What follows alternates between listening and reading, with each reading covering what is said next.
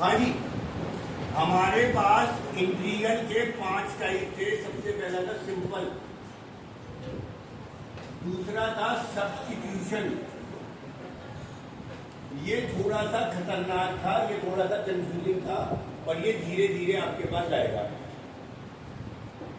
समझ में। तीसरा है स्पेशल इंटीग्रल। इसे स्पेशल इसलिए कहते हैं क्योंकि इसमें 9 स्पेशल फॉर्मूले रहते हैं। ये सबसे इजी पार्ट है हमारे इंटीग्रल का। चौथा आएगा बाई पार्ट्स, और पांचवा आएगा बाई पार्शियल फ्रैक्शन।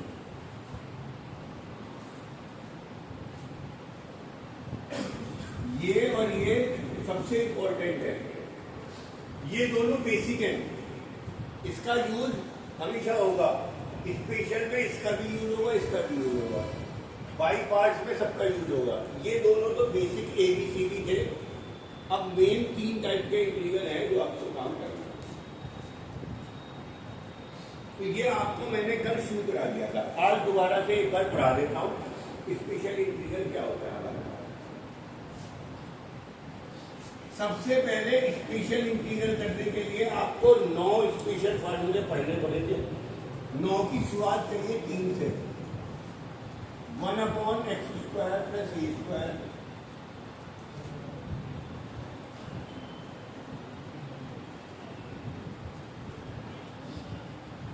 आपके पास ऊपर 1 है, नीचे 2 परफेक्ट स्क्वायर है, एक x में और एक कांस्टेंट में। इसका फार्मूला था tan इनवर्स x/a। इसका फार्मूला है 1/2h log x - a और x प्लस। इसका formula 1/2a log a + x और a - x, उल्टा हो जाएगा। यूज देखिएगा, 1/x² + 9। ये एग्जाम्पल शुरू हो गए, ये फॉर्मूले थे। तो यूज कैसे करेंगे, ये है 1/x² प्लस, तो फॉर्मूला लगाना पड़ेगा 1/a, तो 1/3 ज्ञान करा। अगली 10 एक्सरसाइज में यही चीजें आपको बार बार यूज करनी पड़ेगी। एग्जाम्पल 2 है 1/x - 1/3² - 2/3²। तो आपको क्या करना पड़ेगा, ये x है, ये आपके पास a है। x² - a² का फॉर्मूला 1/2a log। बेस्ट तरीका है फॉर्मूला लिखो, आप किसी चीज को 5 बार लिखोगे याद हो जाएगा। a कितना है इसमें 2/3, a कितना है 2/3, x कितना है x - 4,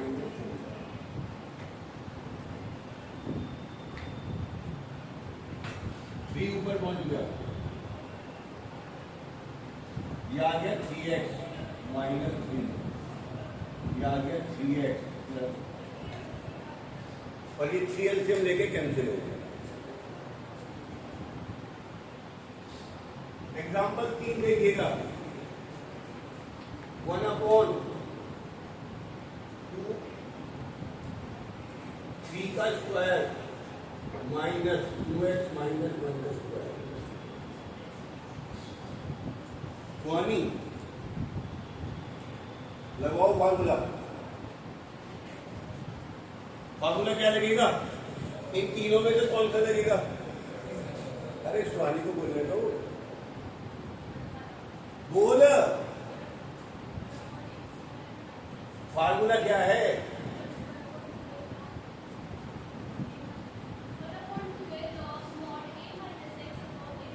अगर तू इसका आंसर सही दे दे तो आज तेरे लिए जोरदार ताली बजाऊंगा।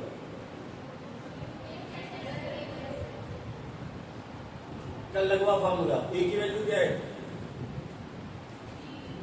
आगे अभी कौशल हो जाएगी, बोलते बोलते डरेगी।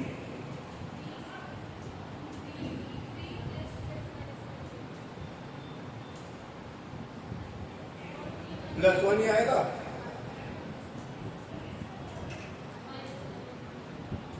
पक्का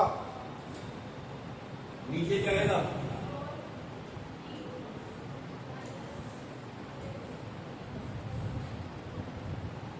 फाइनल आंसर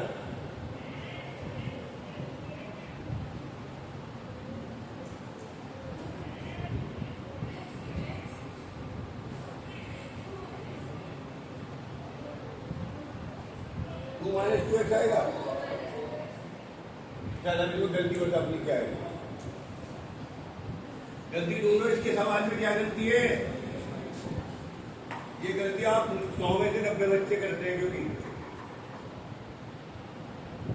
किसी को समझ में आई क्या? अरे किसी का हाथ नहीं उठ रहा,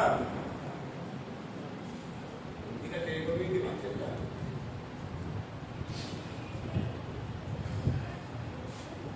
ध्यान से देखो, 2 से डिवाइड क्यों करा मैंने?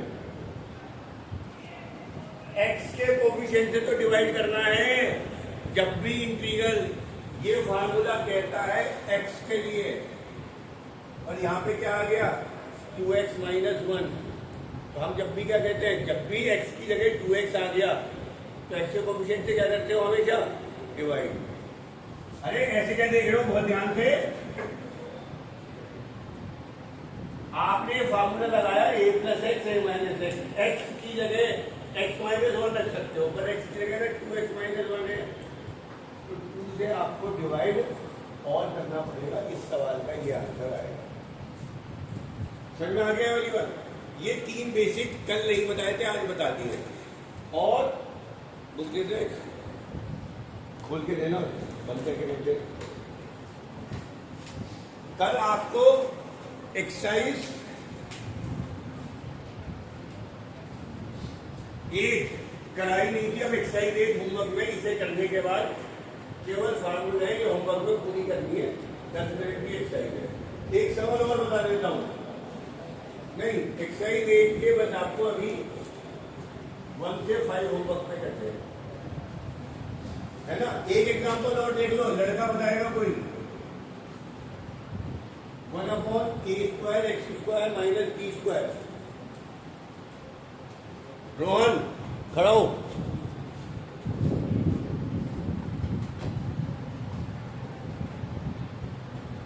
हाँ, सबसे पहले तो परफेक्ट स्क्वायर बना लो। अब ये बताओ फार्मूला कौन सा लगेगा? दूसरे वाला क्या है formula? 1/2a log x - a/, लगाओ जी। a कितना है? x कितना है? ax।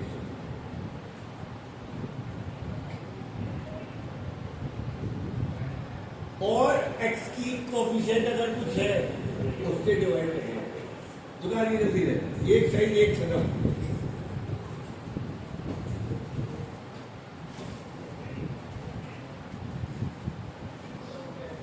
चलिए, ये आपकी एक्सरसाइज 1 खत्म हो गई फार्मूले का। कल यूज नहीं बताया था, आज अच्छे से यूज हो। हाँ जी, खास तौर से जो कल नहीं आए थे, ऐसे सवाल 5 स्टेप में होते हैं। स्टेप 1 क्या कहता है बताओ भैया? जो भी कोफिशिएंट ऑफ x² है वो ले लो कॉमन। तो 4 को कॉमन ले लो।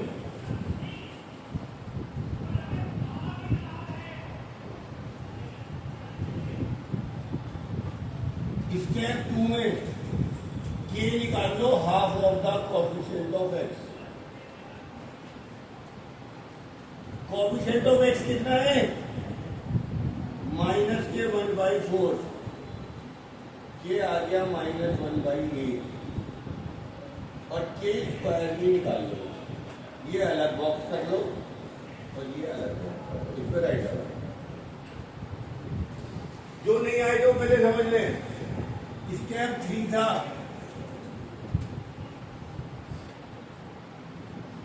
Add and subtract k² in denominator.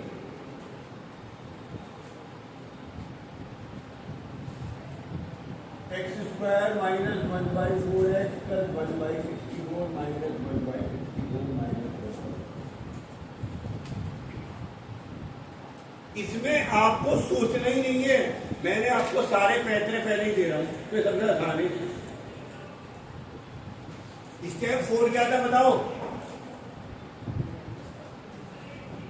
First 3 terms क्या बनेगी?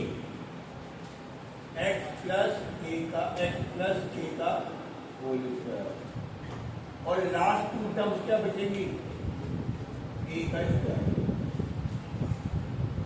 ध्यान से देखो, सोचना ही नहीं है कभी भी। इन 3 टर्म्स को के की वैल्यू कितनी है? -1/8।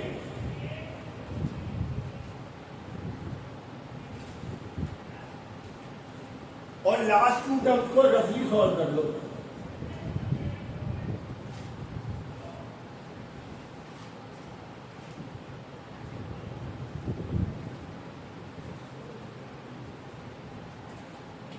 ये आ गया, यहां तक समझो। स्टेप 5 में फार्मूला यूज करना है।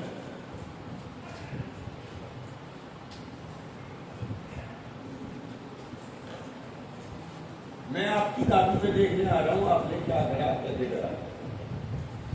सवाल खत्म, जल्दी।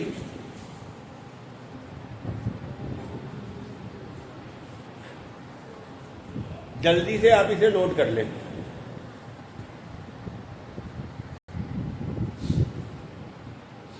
जब भी एक्स स्क्वायर माइनस होगा तो बच्चे माइनस कॉमन ले लेते हैं और कई बार आंसर भी मिल जाएगा।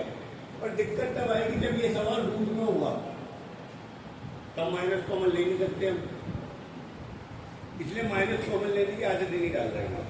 हम यहीं पे सीखेंगे कि इसे कैसे करना है।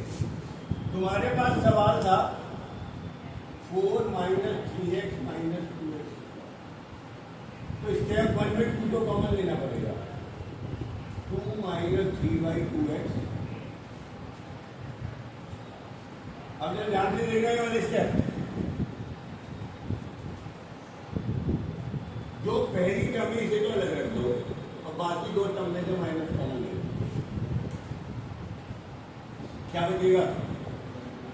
एक्स स्क्वायर में पहले लिख रहा हूं,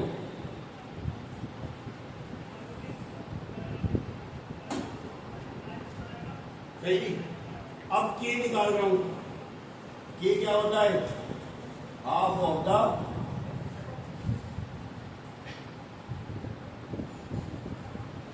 3/4। और के स्क्वायर कितना है? सही। अगला स्टेप भी देखना मुझे थोड़ा अलग सा है। यहां पर फर्स्ट टर्म के बाद माइनस कॉमन लेगा। थर्ड स्टेप में 1/2 तो पहले ही था, ये 1 है, ये 2 है। अब मुझे क्या करना होता है? के स्क्वायर को add and subtract. X square plus 3/2x plus 9/16 minus 9/16 minus 9/16। क्या होगा इसके बाद? 1/2। 1 2 3 तक तो ब्रैकेट में छोड़ दो, और लास्ट टर्म को बाहर कर दो ब्रैकेट से, तो माइनस माइनस प्लस 9/16।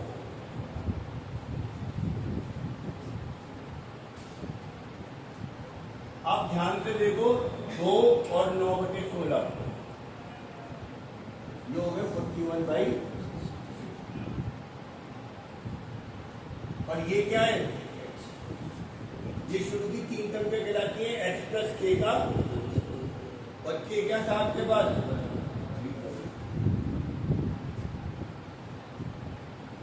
यानी ये सवाल आपके पास हो गया है √41/4 का whole square minus x plus 3/4। और अब इसमें a² - x² का फॉर्मूला लगा। कुछ बच्चों ने -2 कॉमन ले लिया होगा, बाद में उस माइनस को अंदर भेज दिया होगा और आंसर उनका सही आ जाएगा। बट अल्टीमेटली जब हम अगली एक्सरसाइज पे जाएंगे उसमें रूट होगा, तो उस रूट से ना तुम माइनस कॉमन लेके बाहर ले जा सकते ना उसे अंदर भेज सकते।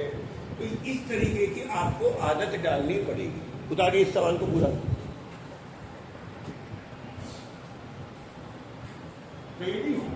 तो ये मैंने आपको करा दिया।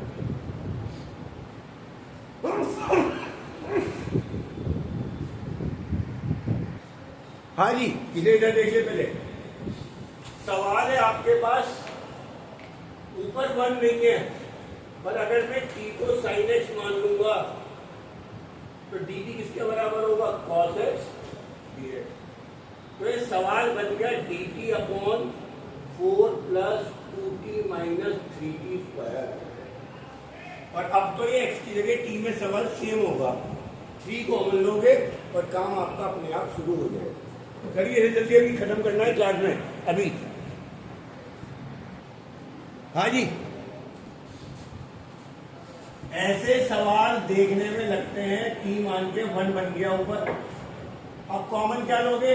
t स्क्वायर का कोएफिशिएंट 3, तो 4/3 2/3t माइनस t स्क्वायर। फिर कांस्टेंट टर्म के बाद माइनस कॉमन लेना जरूरी है, और जो टी स्क्वायर माइनस में था ये प्लस में हो जाएगा, और जो प्लस में था वो के को मान लो हाफ ऑफ द कोएफिशिएंट। मेरा के -1/3 आया है और के स्क्वायर कितना आएगा? 1/9। सवाल हो जाएगा 1/3।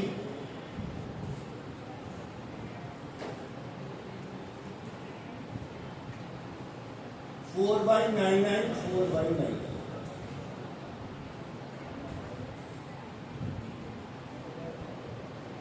ये चीज जरा ध्यान से समझ लेना अभी, नहीं तो आगे भविष्य में दिक्कत होती रहेगी।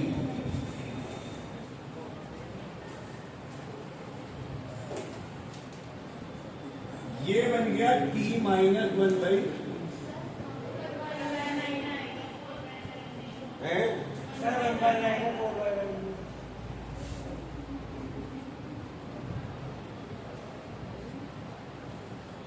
ये आ गया t -1/3 का स्क्वायर।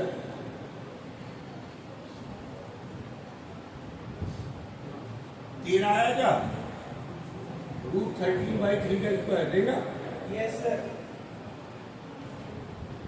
बस हो जाए। होमवर्क नोट करो।